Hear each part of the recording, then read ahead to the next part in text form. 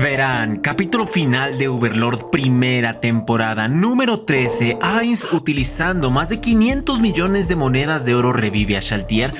Y esta está dentro de la sala del trono.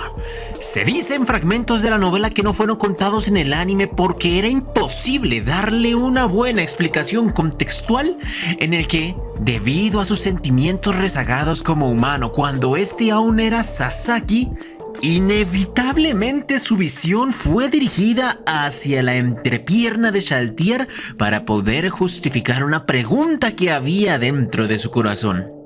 ¿Ella estaba o no estaba depilada? ¿Por qué pensó esto? Debido a que anteriormente era un humano, aún conservaba un fuerte deseo sexual, pero gracias a la transformación de Overlord, su cuerpo no podía engendrar ese estímulo necesario para que él pudiera corresponder a esos deseos de su anterior ser. Quien se percató de este detalle de manera instantánea, incluso más rápido que el mismo Suzuki, fue Albedo. Al ver que el campo de visión de Ainz se dirigió principalmente a ese punto y después arrojó la manta oscura para taparla, ella le susurró en sus oídos que siempre estaría dispuesta para él. No le bastaba nada más que decírselo una vez y ella le permitiría ver o hacer lo que quisiera. Y aquí, Momonga, como cual vil cobarde manda, se hizo el demente como si no hubiera escuchado las palabras de su consulte. Damas, caballeros, héroes de guerra, mis copas, bienvenidos a este emocionante video. El nombre de este viejo servidor que se lo conocen de pies a cabeza es el del viejo Mikael, y les trae para esta oportunidad las comparaciones del capítulo final de Overlord, anime versus novela. Tantos datos adictivos que te encantan, no tengo muchos, lo siento mi compa. Así que, si te interesan, por favor ponte cómodo, jala una soda, tráete unas papitas fritas y empecemos con número 1. Disculpen si les digo estas curiosidades en desorden cronológico del capítulo. Es que cuando las organicé realmente no tenía mucho orden. Vemos que hay un momento en el que un ojo extraño aparece justo en la espalda de Shaltir cuando este está a punto de activar su magia máxima y utiliza un ítem de pago para acelerar el casteo. Resulta que Ainz, en un instante, él había dudado porque sabía perfectamente que en el momento en el que rompiera este ítem asesinaría a la hija de uno de sus amigos. Y aún no estaba completamente seguro de poder revivirla. Era una posibilidad, mas no era algo certero. Ese segundo hubiera sido fatal. Cuando él abandonó su clase de guerrero y se convirtió en un mago, básicamente sus defensas físicas se fueron hacia el suelo y le bastaría a Shaltir un golpe bien dado para ejecutarlo, para matarlo. Entonces, este ojo que la divisó hacia lo lejos, esa presencia que inmediatamente desapareció cuando Shaltir volteó a su dirección para tratar de individualizar e identificar, le salvó la vida a Ainz sin que éste se hubiera dado cuenta. Número 2, mi compa. Shaltir efectivamente es una doncella, es virgen, o por lo menos si nos hacemos referencia a tener relaciones con otros hombres, pues ella es una completa pervertida en lo que se conlleva a tener relaciones con muertos vivientes y en específico con las novias vampiro. Ella había comentado que a lo largo de toda esta batalla contra el Overlord se había emocionado bastante por compartir sangre, sudor y todo tipo de reacciones junto a él.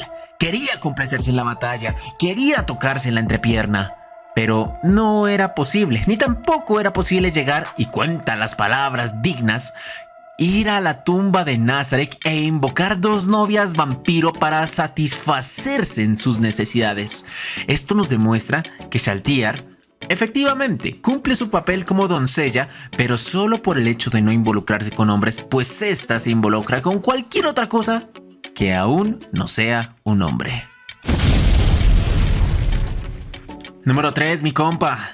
Shaltir llega al punto en el que se desespera y se lanza a la batalla contra Ainz, abandonando toda la defensa, específicamente cuando vio que sus puntos de vida habían bajado por debajo, valga mi redundancia, sobre el 50%.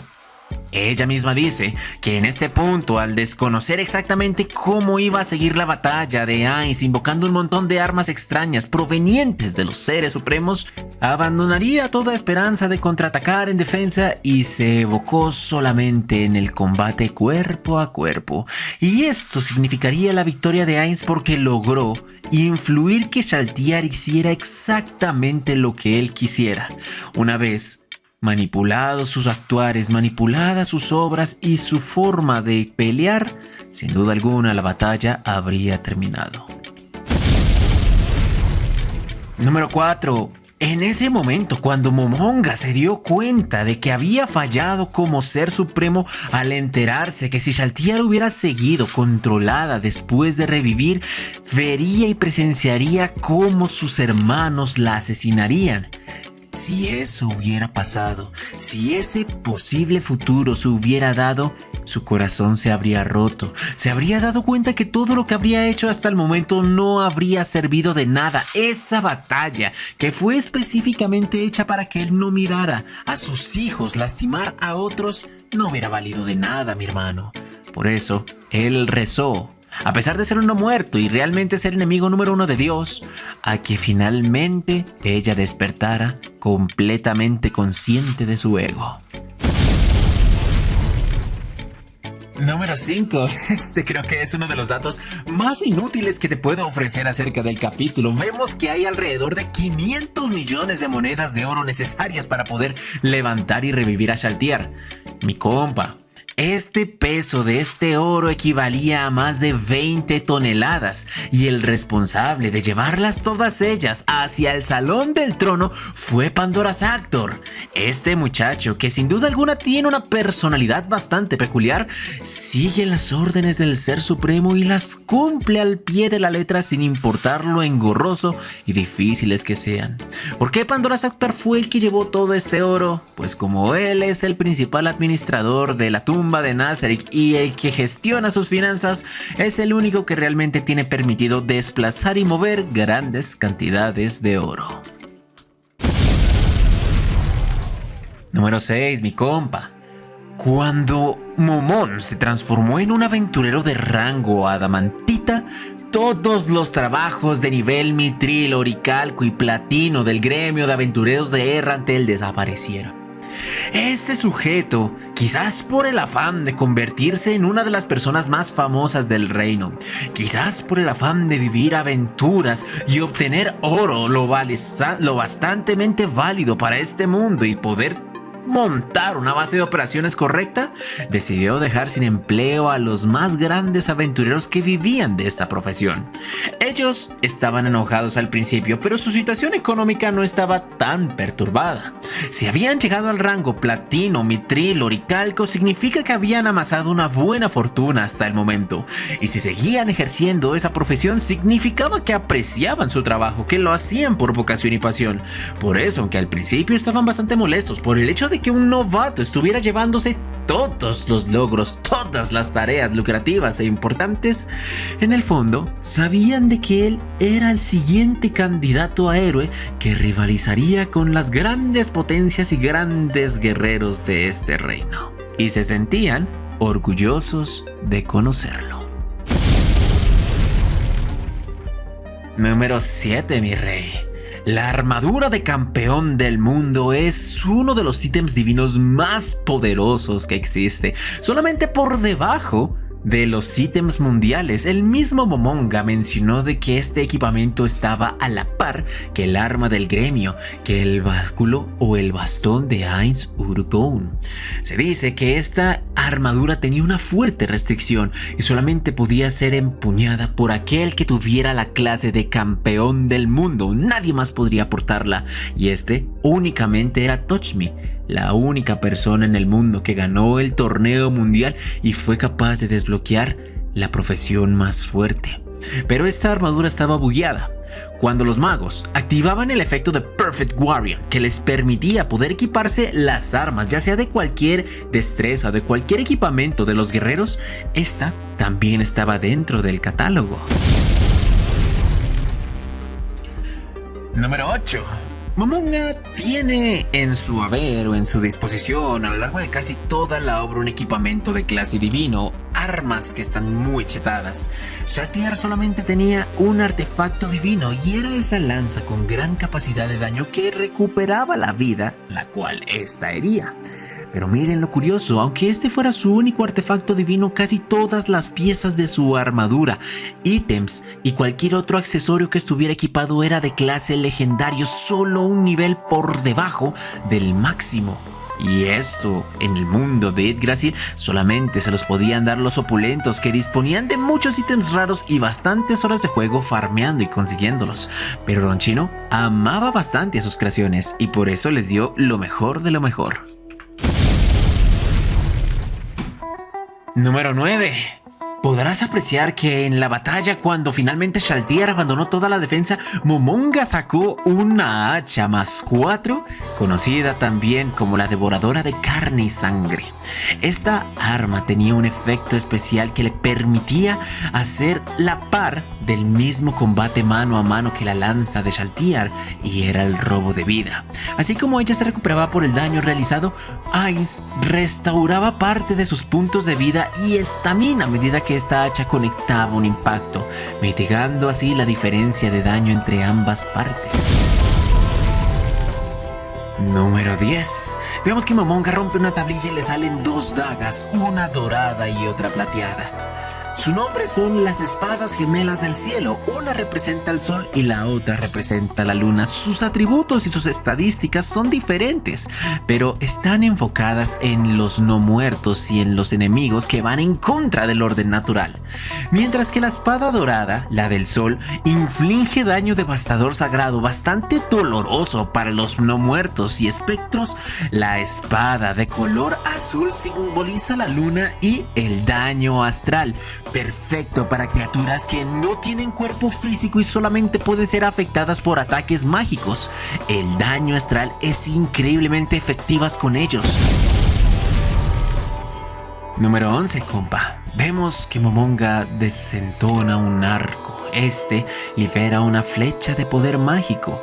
Se dice que este arco divino es bastante peculiar porque no libera ataques físicos y sus ataques no pueden ser bloqueados o esquivados por métodos normales.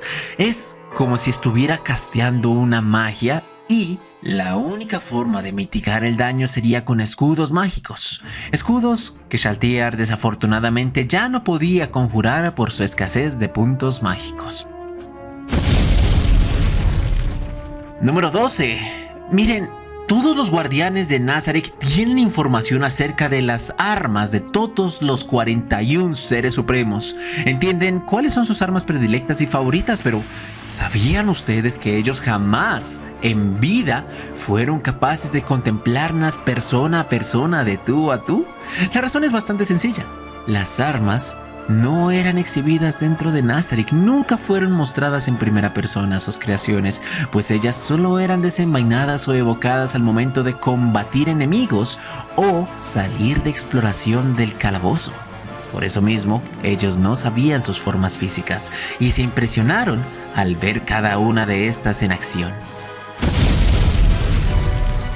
Número 13. Esto lo vimos en Overlord cuarta temporada, pero aquí ya nos habían hecho un pequeño spoiler, y es que el puñetazo que le dio Ainz con esos guanteletes gigantes tiene un efecto especial de retroceso.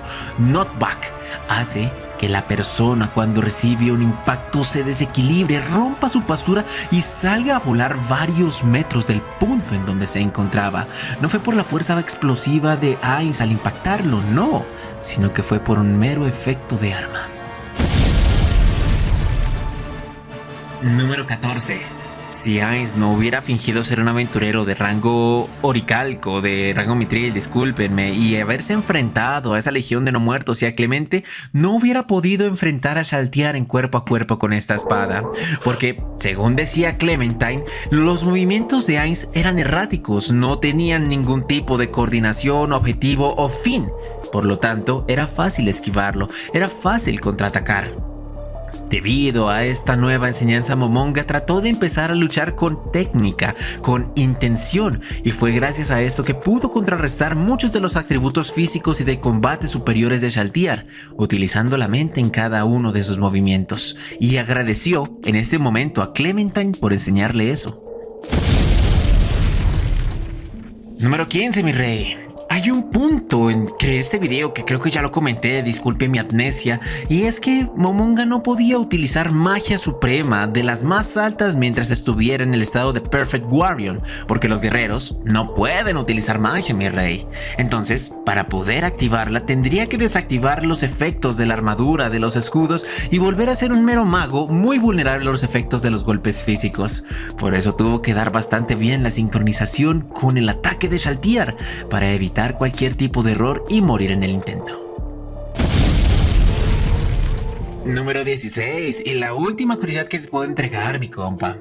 Aura, aunque ella solamente tendría una hermana, un hermanito, Mare, en el fondo miraba realmente con aprecio a Shaltir como su tercera hermana, como la mujer con la que suele pelear, pero que en el fondo quiere y ama como miembro de su verdadera familia.